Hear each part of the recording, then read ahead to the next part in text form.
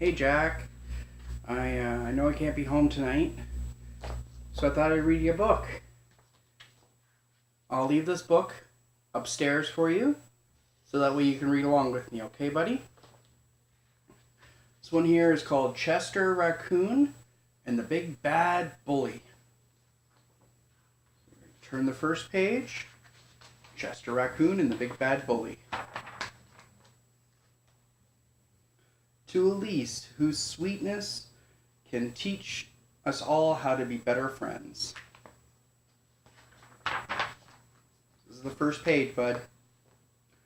Chester Raccoon stood in front of his favorite hollow tree, looking gloomy. His younger brother Ronnie and his best friend Casey stood beside him. "I don't want to go to school," Chester told his mother. "We want to stay home with you. Please, may we stay home with you?" Next page.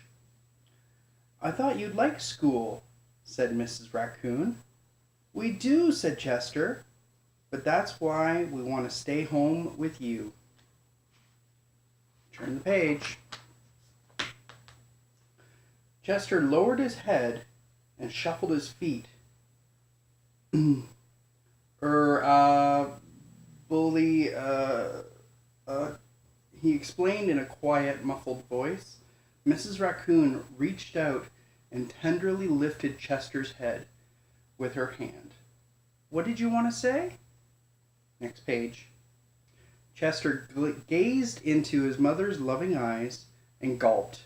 "There's a bully at school, and he's horrible," cried Ronnie. "He's big and mean, and he has giant claws on his hands and feet," wailed Casey. "And fangs," screeched Chester. "And fire comes out of his nose. And if you get in his way, he'll step on your face and squish you like a bug." "Like a bug," echoed Ronnie. Next page. "Oh my, he sounds very scary," said Mrs. Raccoon. "Bullies can be very difficult. I'll tell you what," she told the frightened cubs. "I'll walk you to school and back, and then we'll decide what to do about the bully." When the raccoons reached the school tree, Chester tugged at his mom's arm. "That's him! That's the bully!" He pointed a trembling finger at a badger standing by the pond. "Isn't he awful? Isn't he the most scary looking bully you've ever seen?" Scary, buddy. Next page. "Oh my, yes," whispered Mrs. Raccoon. "But I'm sure we can work things out." Before leaving, she gently fluffed Chester's mask and playfully tweaked Ronnie's nose. "Be brave," she told the cubs, and gave each one of her sons a comforting kiss on their palms. Next page. After school, Chester, Ronnie, and Casey took Mrs. Raccoon's... After school, Chester, Ronnie, and Casey took Mrs. Raccoon how the badger bullied her cut this, edit this. After school, Chester, Ronnie, and Casey told Mrs. Raccoon how the badger bullied his classmates at recess. First, he snatched the ball away from the squirrel and then popped it. That's mean. Then he climbed on top of the jungle gym and squished the possum's fingers until the possum fell on the ground. And then he spooked a doe, which bumped into a skunk, which got so scared and sprayed and stunk. Even the owl teacher couldn't get him to behave. It's not a very nice man. Nice badger. "Sometimes animals are bullies because they don't know how to be any other way," explained Mrs. Raccoon. "But I think there's always a way to change things. Go get your friends and bring them to our tree. I want to share a story." Oink. A few minutes later, a crowd of eager young forest animals stood at the base of Chester's tree house and the raccoon began her tale. Turn the page.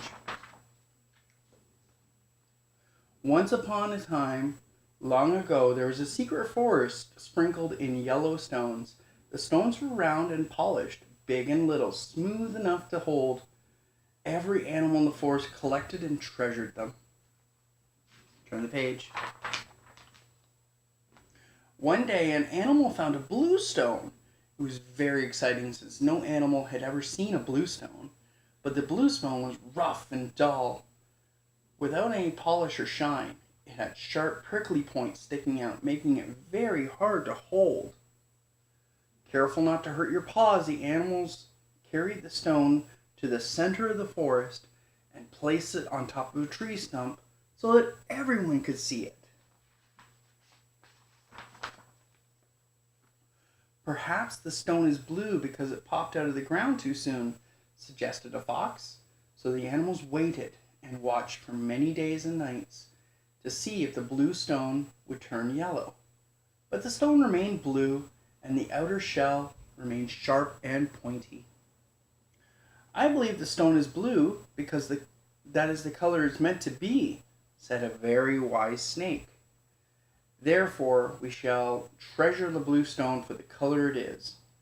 But if we want to hold the stone as we do the yellow stones, we'll have to work together to smooth out the outer shell. Page. So the woodpeckers took turns chipping off the stone's sharp, prickly points with their beaks. And then the chipmunks rolled the stone with their noses, while the other animals shined and buffed the stone with tree bark and fluffy tails.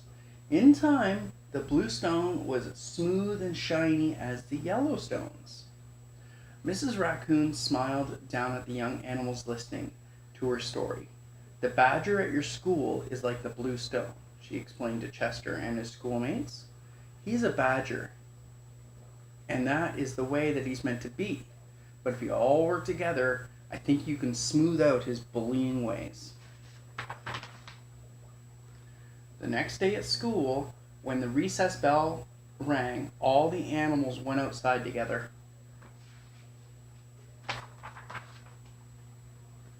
They huddled close to one another and walked towards the bully in a great big convenient pack with Chester in the front holding a ball.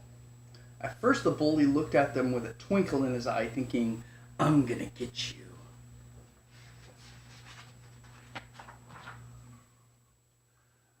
But as the pack got nearer and nearer to him, without a hint of fear, the badger's expression changed. His eyes widened, his jaw dropped, his knees grew weak and wobbly, and suddenly it was a bully who was scared. He began to whimper and squeal as he thought, "They're coming to get back at me, but there's nowhere to run." So he just stood there with his back up against a tree, and his schoolmates drew closer and closer and closer. Finally, Chester, with nose to nose with the trembling badger, he narrowed his eyes and looked as serious as his little furry face would allow. And then without hesitation, he held up the ball, looking straight into the bully's eyes and asked, "Do you want to play?" "Huh?" The surprised bully stopped shaking. He looked at his classmates who were all laughing and offering friendship. "You want to play with me?" he squealed in delight. He gently took the ball out of Chester's hand. "Okay," he told them, "I'll play."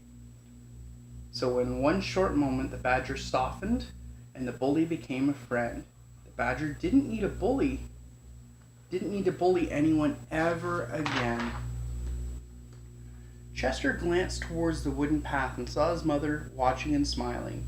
She placed a kiss in his palm and showed her son. Chester did the same and enjoyed the fun. The end. There you go, Jack. I read you a story tonight. I'll do another one for you tomorrow. I just want to say I love you very much. I hope you have a good day at school tomorrow, and I will check on you when I come into work from work. I love you very much, buddy. I'll talk to you later.